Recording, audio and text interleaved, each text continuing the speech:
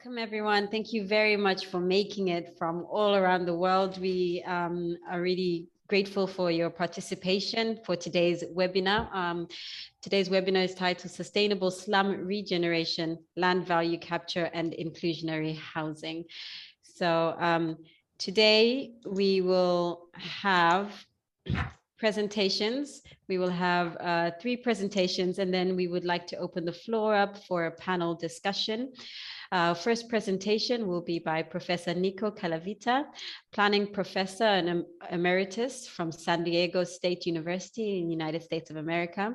He will be presenting in this webinar on public benefit zoning, land value capture, and inclusionary housing and zoning.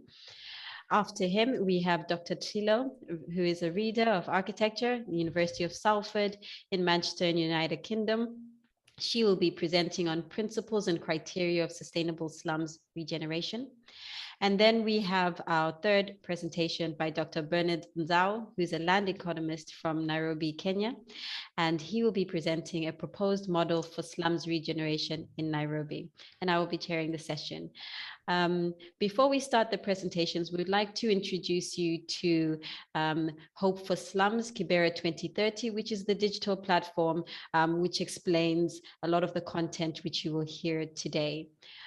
So what I will do is share with you this information through our introduction video, which I will play.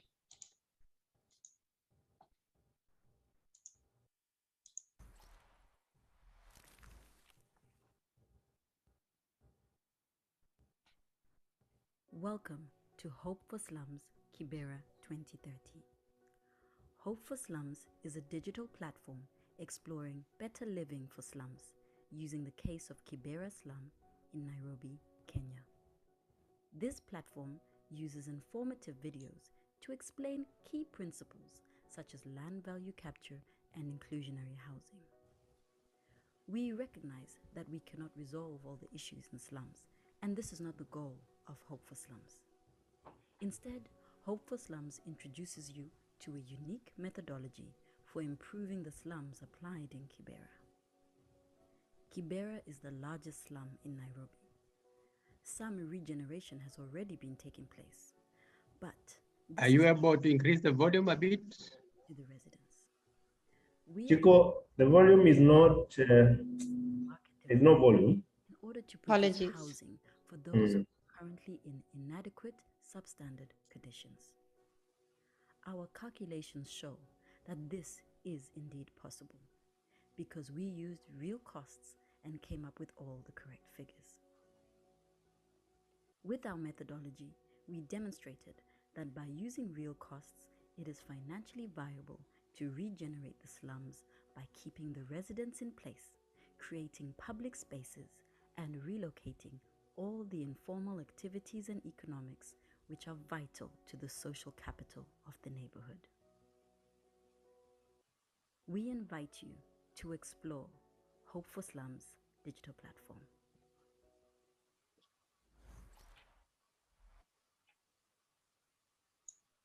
Thank you very much. Apologies for the volume. I hope most of you were able to listen to that.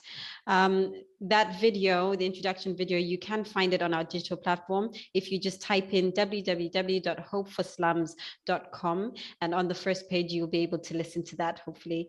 And you'll be able to explore the entire website, which has more information from what you will hear today. So without further ado, I'd like to introduce you to our first presenter. Please feel free to ask any questions via the chat box that we will try and respond to in our panel discussion.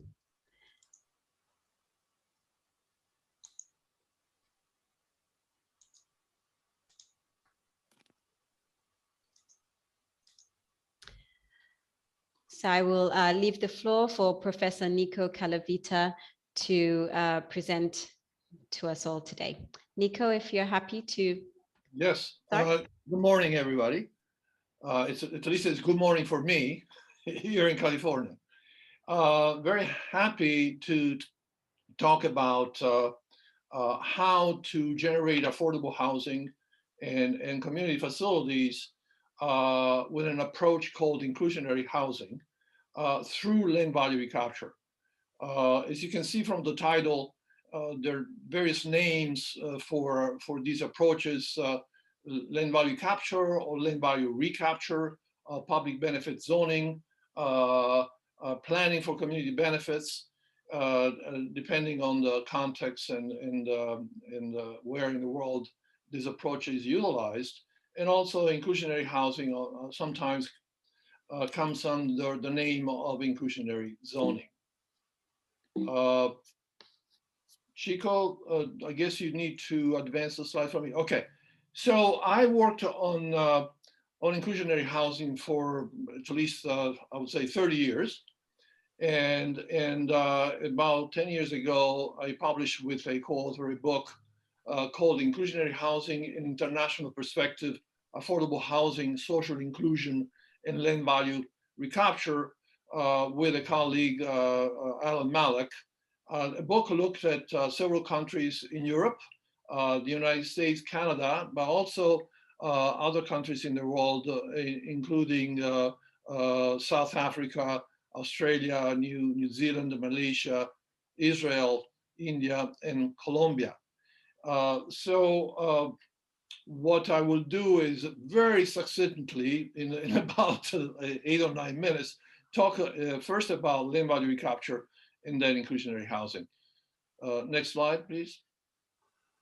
So very simply, land value recapture is based on the idea that public actions increase the value of the land.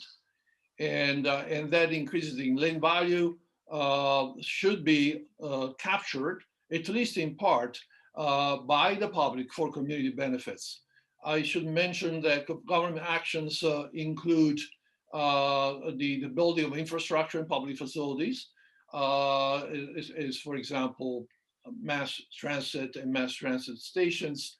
And I'm going to concentrate especially on public planning and zoning, such as upzonings. I would like to mention that the increase of land is due also to positional context. That is to say, when a piece of land or large tracts of land are, for example, close to a downtown, land will become very, very appetizing for the market, and land will increase in value as a result of that. But also land will increase in value as a result of increases in size and the expansion of cities in general. So there are several factors which affect increases in the value of land, but we will be concentrating on land use planning as a factor in those increases. Next slide. So how do we capture at least a portion of this increase? So at the time when a master plan, a specific plan, a comprehensive plan, a community plan, all sorts of planning instruments are approved, then or when a specific piece of land is upzoned, the locality will negotiate or require community benefits. So it is at that particular time that the instrument is put in place.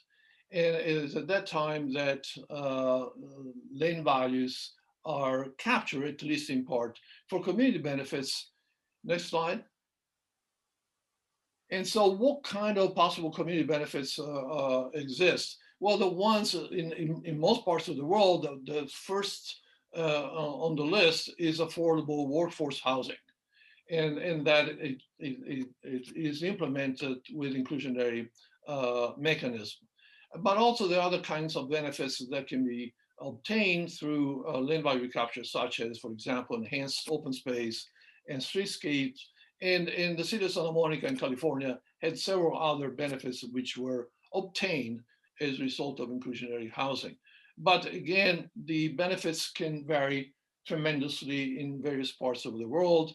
In Rio de Janeiro, in Brazil, land value capture pays also for infrastructure and public facilities.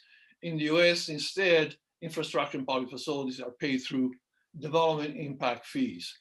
what I want to emphasize is that through land value recapture in places where you have, for example, the development impact fees, is in addition to the kind of public benefits that are obtained through those instruments. Next slide. So how are land values recaptured, or what is the mechanism through which that happens? When I was researching, I'm talking about 15, 20 years ago, researching land value recapture, even before the idea of the book came into fruition, was trying to find documents which will explain that indeed through planning, the value of the land will increase. And I found this in a document of a firm, a legal firm in England, very small writing. There's Thomas, I cannot read it myself, but it was document generated by a firm which works both for the private sector and the public sector. And that sentence there struck me as inevitably it falls to the landowner to fund these provisions by reduction of the sale price. And in the context of England, where development rights have been nationalized, when development is being planned, you have the developer and the landowner and the local authorities sitting around the table discussing the details of the particular development, including the kind of public facilities which are necessary to come with the development, such as schools, parks, and affordable housing. So the landowners will always fight for these public facilities and affordable housing because he knows that the value of the land will decrease. What he can sell the land for will decrease as a result of all these additional public facilities that the developer will then need to build, because the developer cannot pay what the landowner is asking for the land if he or she would like to provide all these public facilities. Next slide. So continuing on this theme as to who pays, England passed the 1980 Town and Country Planning Act. Please click again. And this is a quote from my book, from the author of the chapter on England. And also what this quote is interesting to see, because the terminology about land value capture is very large. In the English context, the increase in land value is called planning gain or betterment. And as the author, Sarah Marks, says, through land value capture, planning gain, the increase in land values, it transferred from the landowner to the local authority via the developer. Next click, please. So to summarize, the price of the land is enhanced by the planning permission, but reduced by Section 106 commitment, and the landowner still receives a higher price for the land than if we could not develop at existing densities. Next. So inclusionary housing. The inclusionary housing is the mechanism through which a developer builds or pays fees for affordable housing in market rate development. As the book shows, there is a great variety in the application of inclusionary housing in the world. And to finish, I will use a positive and mostly negative application, which I found in the book in Mumbai, in India, in 1991 program, where the government creates competition for the builders to raise down the existing slums and build tenement houses. And I use the word tenement with purpose, because the housing that was built were very, very small and very crammed, and then build lucrative towers on the rest of the land. So it is positive in that there is a competition, and competition leads to efficiency. But if the competition is not very well structured, to say at least, then it can lead to this kind of outcome. It is good because an application of land by recapture, where you have the developer provide the land and public facilities on a piece of the entire property, and then he or she can build on market rate housing on the rest of the property.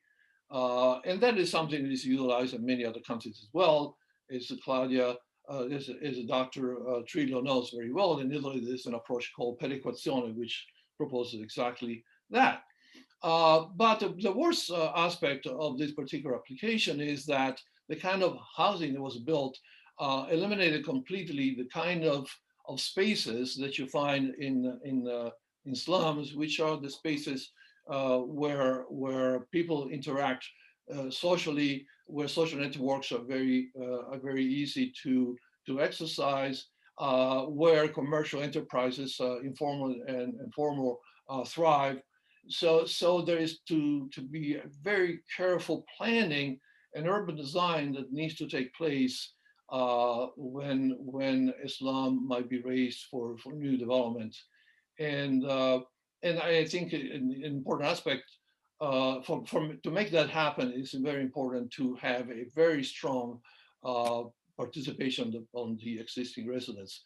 But the presentation that follows me, I think, is a good example of how this process needs to take place, especially paying extreme attention to recreate the kind of spaces which lead to the social capital which exists in slums today. Thank you. I look forward to your questions. Thank you very much, Professor Nico Calavita. Thank you very much for that presentation. Again, please feel free to ask any questions via the chat box that we will discuss during the panel discussion. I will now go forward to introduce you to our second presenter, Dr. Claudia Trillo, who will be talking to us about principles and criteria of sustainable regeneration. Thank you very much, Dr. Trillo. Over to you. Thanks a lot, Chico, for your introduction, and thanks a lot, Nico, for Professor Calavita, for having summarized in such a clear way the complexity of issues behind land value capture and inclusionary housing, of course, difficulties in putting so many interests together, economic interests and difficulties to make sure that the social capital and social value is still enhanced through the planning process. So what I will be talking about through the Kibera 2030 Master Plan today is mainly the set of criteria based on principles of sustainable slums regeneration, which have emerged as an outcome in terms of sustainable urban design by the implementation of actual cost calculations in the case of Kibera.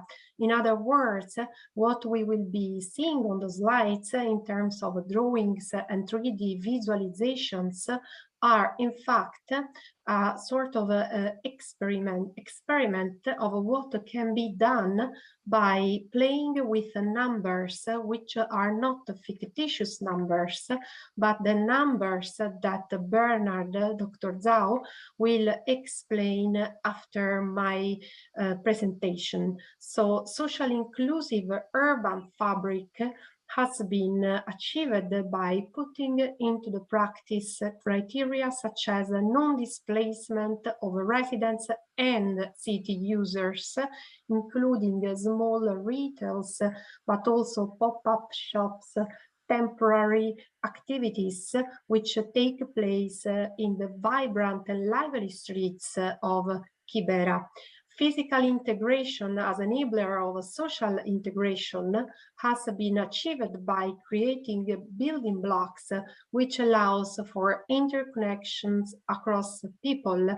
Open spaces and green areas are a key feature of our master plan, allowing for direct accessibility to significant green and open spaces, and not those sort of leftovers which are often left by developers just to greenwash master plans. Vibrant and lively streets in order to allow presence of different socioeconomic activities of different scales will all make sure that values such as equity, dignity, accessibility are fully achieved in the final master plan. Next, please. As well as architectural concepts. Next, please. I think there is a missing. Yeah, the socially inclusive building typologies has been achieved by making sure that the residents are not displaced over time because of excessive financial burden created by too large flats. So opportunities for reciprocal support or small activities being run into the buildings are made possible by the presence of communal places, co-working spaces, and green terraces. And finally, the articulation of open spaces allows for having different levels of community use. And all these allows for enabling the materialization of values such as trust, collaboration, reciprocity within the building typologies. Next, please. What we had in mind was to build on and move forward existing experiments such as Soweto is already built by the local government in collaboration with the United Nations, which is a residential estate, which can be seen at the bottom of these slides, which shows a photo montage of the real Soweto East, which has been built, and our master plan outcome in architectural terms. As you can see, can you please click again? What we are aiming at achieving is to incorporate all the activities, so the colored umbrellas that you can see on the right-hand side of the slides will be incorporated into the building blocks that we want to build in a way that absorbs the current economic activities. Next, please. On the right-hand side, the actual development built by local government and United Nations shows how there is a wall separating the estate from the rest of the city, which stays outside on the left-hand side of this slide. However, next please. We make the case that the slums hold values and the social capital in slums cannot get lost. So what we have on the right-hand side of this slide will be fully incorporated within the urban fabric that you can see on the left side of the slide. Next, please. Next, please. This is the urban fabric enabling this kind of dynamic. The green spaces are more private spaces for exclusive use of the residents of each block or super block. The yellow streets are traffic calming measures, regulated the streets, hosting all the economic activities, formal and informal, which do not have a permanent position in the slum at the moment. Next, please.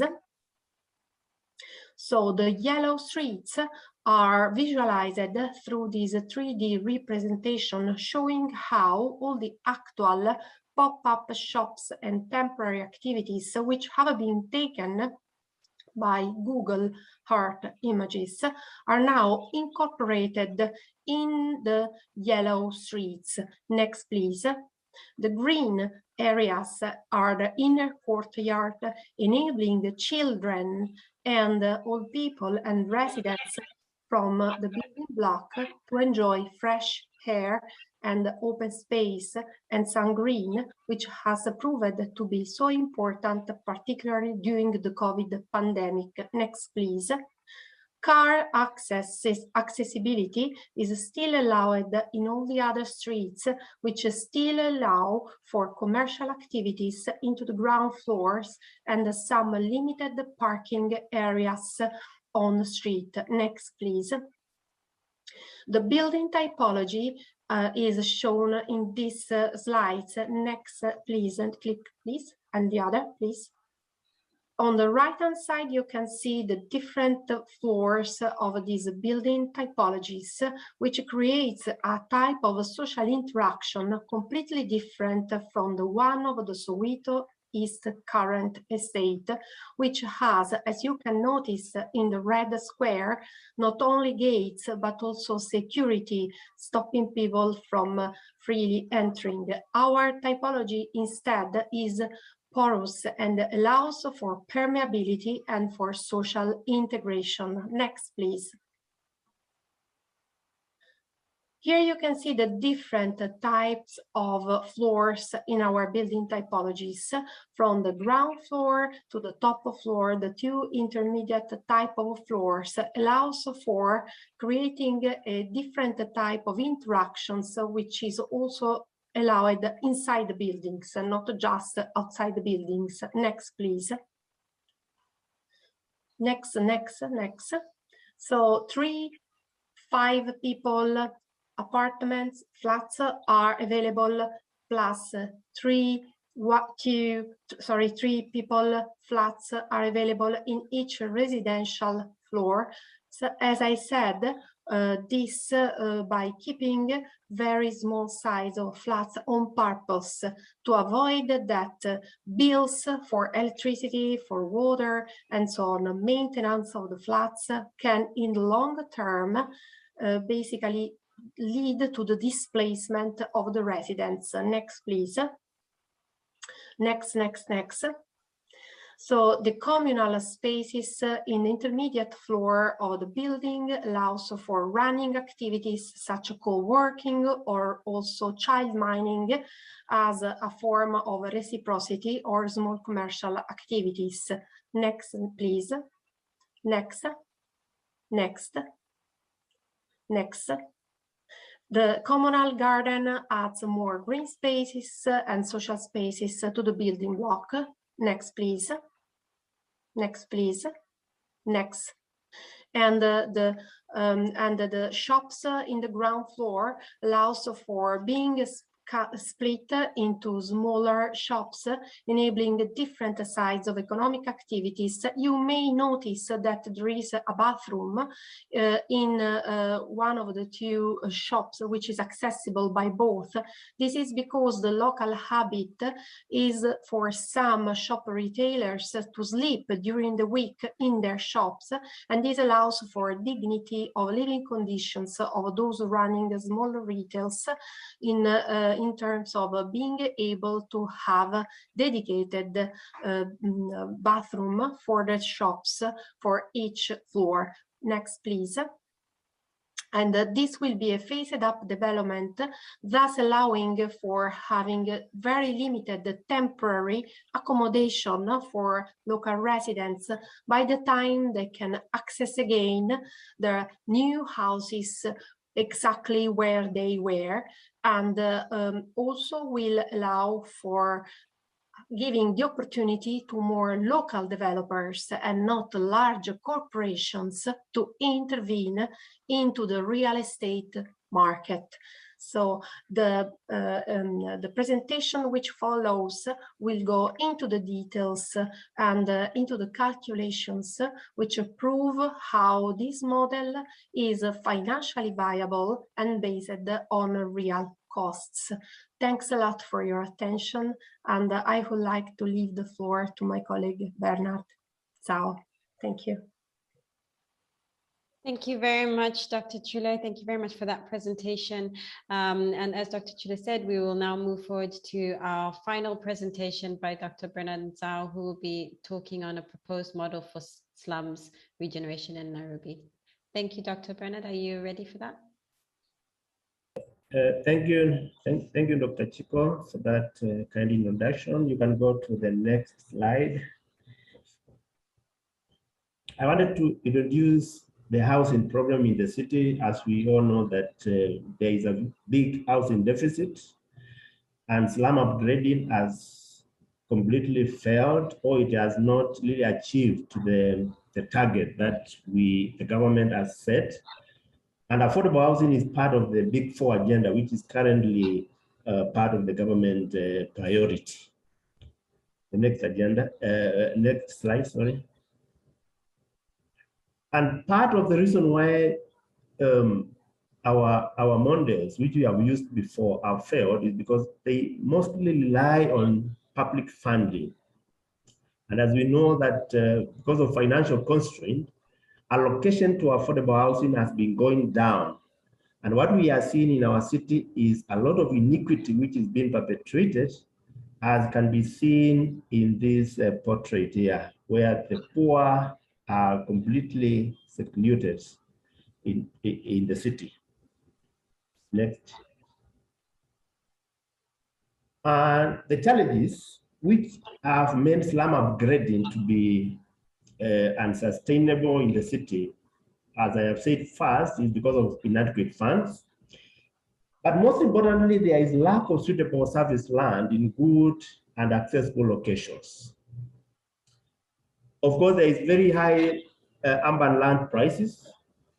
There are issues of bureaucracies in the government. There is issues of inadequate infrastructure which can support the housing developments, and lack of good legislative framework to support the same, and other issues of cost of credit and high cost of construction. Next.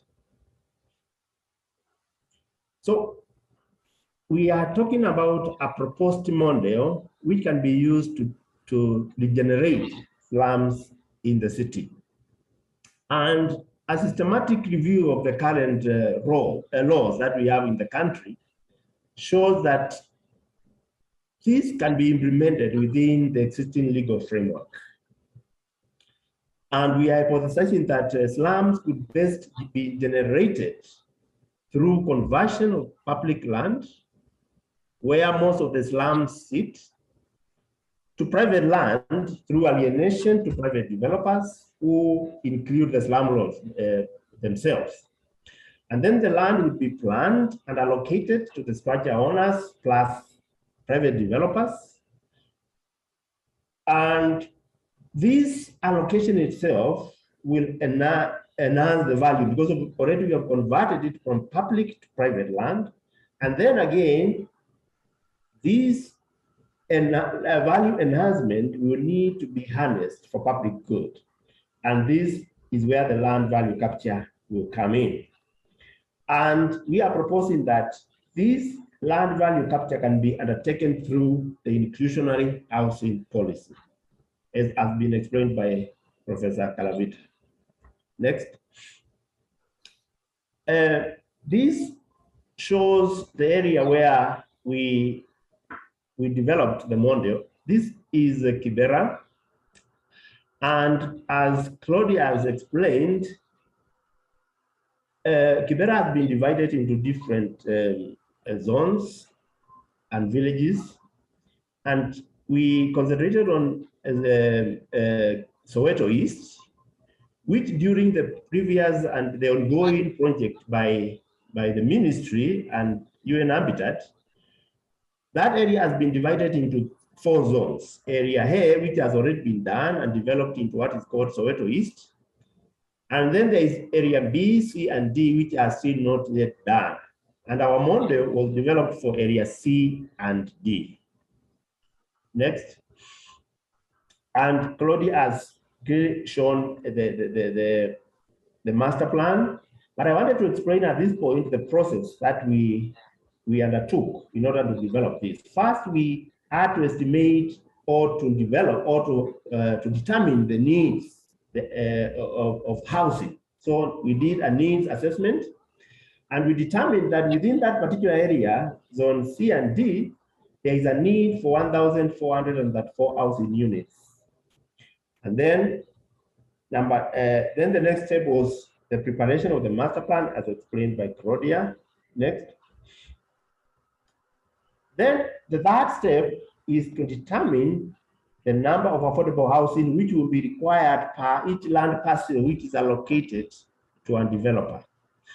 And we determined that the number of land parcels which were to be created in the master plan after doing all the land readjustment and drawing the master plan, that there will be 122 land parcels will be created. And these land parcels are basically land parcels of sizes which correspond to other estates like Umoja, Kayole, and Dandora, which are typical low-income estates. 122 parcels, and we determined again that the average number of persons in a household through our analysis, we determined that each household occupies around 5 persons. And also through using the census that was done in 2019, we determined the population which is in the area to determine then how many persons are within that particular area. And we allowed an increase of about 3.9%, which is basically the annual increment per annum. And therefore, we determined that we will need to house 7,168 persons in 2 years. And then we divided that number by the average number of households, which is which gave us then 1,404 households. So the total number of affordable units to be required per land parcel then that's how we arrived at 12 units per each land parcel. So for this model to be successful, then it will be important that in a development in each land parcel, then 12 units must be reserved as affordable units for the residents of the slum. Next slide. At this point, because this slide is not legible, I will request Chico to project another file, thank you. So I did a residue land value analysis to determine whether the model now will be visible and whether it will be possible to use it and whether it will achieve visibility. And residue land value analysis are used to determine, they give us an idea of what price would be developers willing to pay for this land when it is subjected to these inclusionary housing requirements, when land value is being captured. And then if the residue land value analysis is not positive, it means that then that the project is visible. And the way residue land value analysis is done is by looking at what developments are we proposing on the land parcel. And the development we are proposing is what has been presented by Claudia. And we are proposing in one scenario, which I am calling scenario 1. One land parcel could be developed with 3 shops of approximately 20 meters to 22 meters squared. Then 17 one-bedroom units of approximately 40 meters squared, 28 studios, and then a communal lounge and a laundry, a common washroom on ground floor, which gives a total area of 1293 meters squared for the main areas, and then a print area of 153 for communal terrace. Now, what revenue can be would be generated from such a development, considering that some units will be delivered at the market rate, while other units will be delivered at affordable price. So the affordable units would be 6 for studios at a price of 500. And affordable one-bedroom units would be 6 at a price of 1 million Kenya shillings. Affordable shops would be 2 at a price of 750. And then the developer now does market shops at a price of 3 million. Market rate studios at a price of 2 million, 17 of them. And then market rate one-bedroom units, 11 of them at a price of 3.8. These prices have been determined using actual market data by analyzing the market around Kibera, because there are many estates which are there, and the demand is very real. It is there for such units. The price, the total value of the development would be in the region of around 8-9 million Kenya shillings. And because this will take time, approximately 2 years, we defer that by 2 years, and that has an impact of reducing the amount to 79 million. Then we remove the cost of the construction. How much do cost to build the development, the main development, then plus sidewalks, plus the cost of capital, because developers will have to look for money from banks at an interest. Then we also add a profit to the developer of around 30%. Then there are other costs which go with slum relocations. The residents will need to be relocated temporarily. So those costs will still be done on the loaded on the project. And therefore the total cost comes to, the total cost of the main development comes to 51 million. Then we add cost of capital at 6 million, developers profit at around 15 million. Then the other costs like impact fees of relocating the residents and all that, approval fees which are done by the local government, the total cost comes to 76 million Kenya shillings, giving us a residual value of around 2.9 million. What does this mean? It means even with land value capture, in terms of inclusionary housing, developers will go to Kibera to buy land at 2.9 million, using that if the development will be, this kind of development will be allowed to happen. And the other prototype is similar to this, only that if you can go down, scroll down, you can scroll down. There is a prototype 2, which is a different development scenario, where you do only residential without doing shops. That our analysis are showing that it will give a higher residual land value, meaning it is still very visible to the developers. Thank you. You can go back to the main slides.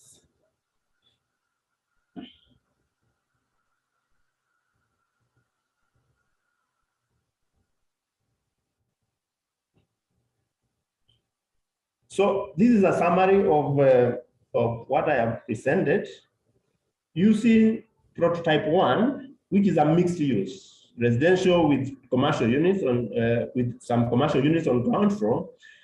We are able to capture land value. We are able to include at least 27.9% units, affordable units, into the main development. And we are able to achieve a residual value of 2.9 Kenya shillings. And the land value capture is captured at around 50%. Under prototype 2, we are able to include at least 28.6% affordable units into the main development and even achieve a higher residual value and capture land value at around 53.3%. Next. In conclusion, land value capture and inclusionary housing can be successfully implemented in strong real estate markets, and Nairobi is one of the strong real estate markets in the region. And land value capture and institutional housing increases both affordable housing production and enhances social integration, because we are seeing we are going to produce units which are going to house the residents of the slum who are low income, but also there will be units that will be offered to the people outside the higher middle income group, so that there will be social integration. And it is important to demonstrate these figures that I have shown, residual land value analysis, to developers so that they understand if they come in, then they are going to achieve visibility. And of course, the involvement of all the stakeholders, because this is a very sensitive issue, it will require the cooperation and the participation of all the participants in the city, civil society, the national government, private entities, NGOs. All those will be need, politicians, there will be a need for all of them to participate in this process. And for that, such a model to succeed, then there must also be continuous monitoring by authorities for compliance once this land is allocated to individuals. And again, as we have seen, this land will be put to its highest and best use, meaning that we are going to get more housing if we are going to use this model we are proposing. Next. Sorry, these are some publications which can be accessed to help us understand the model more. Thank you very much.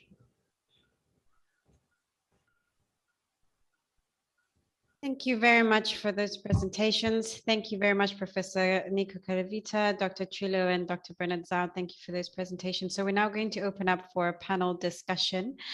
Please feel free to switch your mics on and switch your videos on. We have about 13 minutes for a discussion. And if you have any questions, you can put them in the chat. You can raise your hand. What I will do is just, we have a question in the chat, and I'll maybe start off with that. If the panelists could make themselves available. Yes, thank you. Yes. So this question is from Rafael Chieti. It is to Professor Nico, but I will also make it open to Dr. Trillo and Dr. Nzau if they want to feed into this. The question is, in most African countries, including his country, Kenya, good land in accessible locations for housing development is always very scarce, and demand for it is very high. So naturally, when such land becomes available, there is always competition from potential developers, which drives up the land prices. What he wants to understand is the kind of agreements that beneficiary landowners can get with governments so as to accept to release their land at affordable prices, low prices, to inclusionary housing private developers. Thank you very much for that question. Professor Nico, did you want to start off on responding to that? I'll be happy to. This is an excellent question. What needs to be done to address the issue of developers or speculators bidding up the price of land is for the locality to make clear as soon as possible that they will implement land value capture in the future. So here in Berkeley, where I live now, such a policy was approved by the Berkeley City Council about 5 years ago. And I will be happy to send it to you all for distribution to all the participants. In the policy, it says that it is a future plans are prepared for the city of Berkeley in different neighborhoods. The city of Berkeley will engage in land value capture. And by doing so, the bidders for the land will bid less because they know that the land, when it gets developed, will be encumbered with, demands will be made for additional public facilities and affordable housing.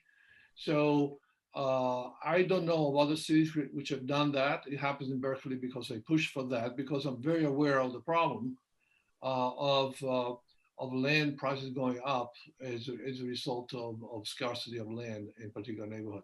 So that's the mechanism through which this increase in land values, even before plans are prepared, takes place. So land values are increasing because the scarcity and developers are bidding up the cost of land, or speculators, and that happens even before a city will prepare a plan for this particular area, which would increase the value of land even more. Now, how much the land increases depends very much on how easily developers will get, how easy it is for them to get a permit to have plans with additional densities approved. So that is a variable as well. If a city grants or prepares plans and grants densities very quickly, and then developers will know that by buying the land, they will assure that they will develop it, and therefore they will bid for higher prices. So that is a variable as well. But again, one way, the only way that I can think of to address the issue is for the city to declare, in a way, that we are going to engage in land value recapture, and that is will lead to a lessening of the increase in land values.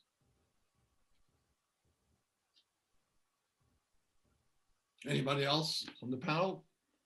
Thank you very much, Nico. I just wanted to add that this Kibera 2030 investigation only covers two key aspects, which are financial viability and kind of experimentation tested through actual master plan. However, we haven't covered the essential aspects which will need to be obviously unpacked, such as how to organize community participation and how obviously to manage the governance and the politics behind this very complex and challenging process. We are aware that the structure of Kibera is based on 13 villages, which have a kind of socially very complex composition. There have been a lot of studies on these. We are in touch with sociologists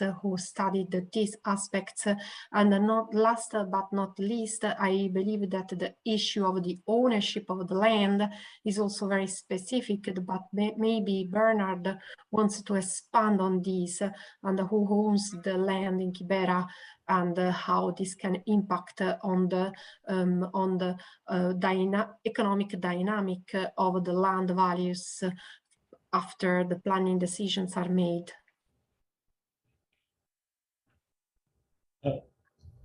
Thank you, Claudia, for that.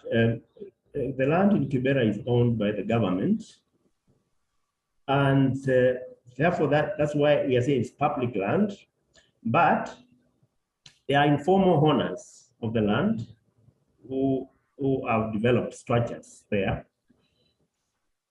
So the model that we are proposing now means this land needs to be, and for land value capture to work, it has to be converted to private land. That's why we are proposing that, because the law is there and it allows for such a change to happen, that the land be allocated to private developers, who may include the slum dwellers, the slum lords, those who own the land informally. Some of them are very rich people. They don't need to stay there, but they have developed the land with those structures, so they can afford to build the houses, using the model that we are proposing.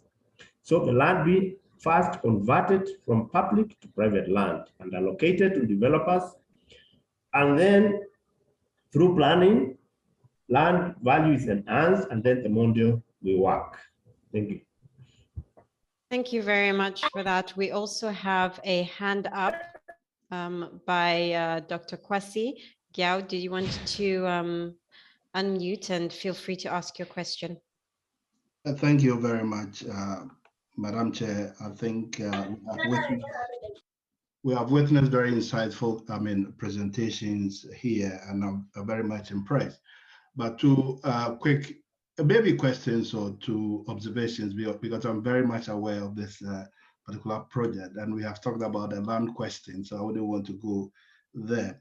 My first issue, it seems it's been partly addressed, but it has to do with because basically the thing is carrying out land appraisal to, as it were, see the level of or the extent of appreciation and value, and then converting it back into housing or money for a better housing to be provided.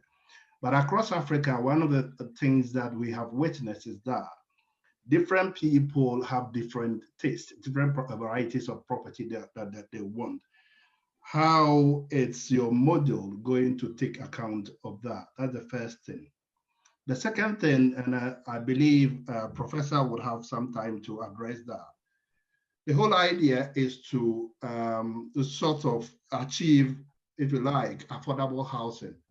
But we all do know that housing is not the houses themselves alone, but the environment that comes with it, the social fabric and all that comes with it. Now, we also know that affordability has to do with income of people.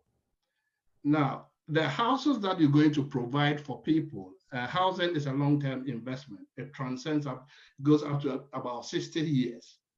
Now, if you do the initial development and hand it over to the beneficiaries, and they are not receiving enough income to maintain the property, it means that you are going down in circles. You come back to the same development characteristics like slum or whatever it is because of lack of maintenance and other things. How are you going to capture some of these things into your model to prevent reoccurrence of such situations? So these are my two things. I don't know whether you may take it as observations or questions. Thank you for those questions. I think in part observations as well. Did anyone from the panel, we just have a few minutes left, maybe want to address that? Maybe I can start addressing the first part of the question, which is a very good observation. So, of course, the market requires different housing typologies. We are only proposing one. In reality, it is worth highlighting that this experiment we did, which is turning numbers into an architectural form and into an urban fabric, has been instrumental to verify whether there was viability for an hypothesis in which 27% of the housing could have been affordable. This does not mean that the houses needs all to look the same or cannot be diversified in design terms, but one thing is sure, we can't go lower densities if we want to achieve affordability. So there is no way out of densifying if we want to achieve this type of model. So we can diversify facades, we can diversify the design, but we cannot go low densities, and we can't have villas for sure. I don't know if Nico and Bernard wants to add anything on this. I just I have a question actually. Bernard, your model it's about ownership housing, right? Ownership. The model is about units for sale. Yes. But as we know, in most of the world, when you do inclusionary, the great majority of the housing is rental housing.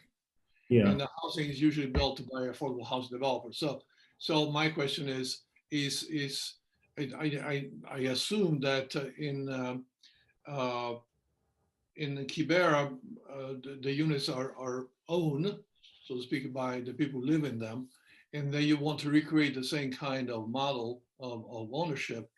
But I wonder whether that's feasible. Also, the reason that the person asked the question before, in terms of maintenance, usually when you have affordable housing, but affordable housing developers, they maintain the housing, for example. So the question is, again, related to, is rental something that is not a model for Kenya, because the slums are basically owned by the people, or what? Okay. Thank you for that question, Prof. And Dr. Kwasi. Maybe I can answer Kwasi about the sustainability. He asked about issues of maintenance. How will we ensure that after the development is there, that there will be no, it will not degenerate.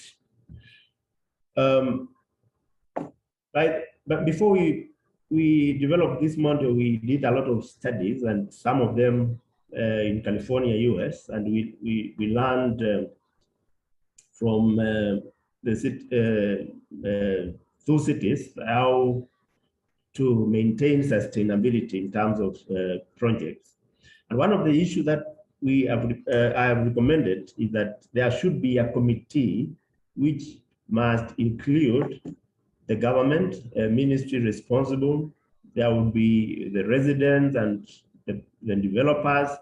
That will be a permanent committee to ensure compliance with the conditions which are of grant, which is given to the developers. And that committee by the way, is in charge of that sustainability, to make sure that the project is sustained, even when it is completed, that there will be no degeneration in terms of the conditions in the environment, in the building, that they need to be sustained. And as part of the grant, those are some of the conditions that will be put when we are granting to the private developer. There will be conditions which will be put to make sure that we don't go back to the slum where we were. Now, to answer Nico, the model has used, we borrowed a lot from the government prices that were determined at phase 1, which I called Zone A, which is now Canaan Estate. It was developed by the government with the support of UN Habitat. And the prices that were determined by the government, which they are selling to the people, are much higher than what we are proposing in this model. That is in terms of the prices. But the model also incorporates tenancy in terms of these prices are very low. And therefore, in terms of rent, there could be cooperatives which can assist tenants to access loans, which the amount of rent they are paying can be used now to settle the loan that they take to buy these units. And even now in Kibera in phase 1, that has been tested and it is working, where tenants access low-cost loans, which they use to buy the units, and then they use the rent to set their monthly installments to pay against the loan. So it can work both for sale and for rental. Can I make a quick follow-up? Yes. One, the second part of my question has to do with affordability. I know a committee will be set, but at the end of the day, if somebody is supposed to comply, it involves cost. So it has to be related to his revenue. I was thinking, this is my view, I was thinking that as part, and it relates to the first question, as part of doing this exercise, I mean, you wouldn't want to find out from the tenants what sort of housing they will be able to, depending on their income, they will be able to sort of own and maintain very, very well. That will be part of the socioeconomic studies that will be carried out, so that you will know the income background or expenditure profile of the Ruby beneficiaries who are going to be, owners. That in a way could help if they are working. But certain committee, I know it's very useful, but that in itself cannot bring about compliance in terms of maintaining standards and all that. The other point I want to bring to your attention is that I hope you'll be very, very much aware. Most of the profits that developers across Africa are making is due to the fact that they are not complying with certain regulation, especially when you talk about property tax, rent tax, and all that, which the assemblies, local authorities are not collecting or are not enforcing. That has made it in a way that real estate is too lucrative. It's too lucrative. And what I don't see here, what you may want to think about, are some of these things. Taxation and other things that will have to come into the model so that it can put you in a better state to know what the picture actually is. So these are only contributions I'm making, not necessarily a question. Thank you very much for that conversation. I think it has been very stimulating, and the observations that have been made. What we hope to do is to upload this webinar to our website, but we also hope to continue the conversation, and we really want your ideas. I think everything that's been spoken here, it is just been a very brief introduction, and I believe that it must have stimulated some thoughts, especially in different contexts.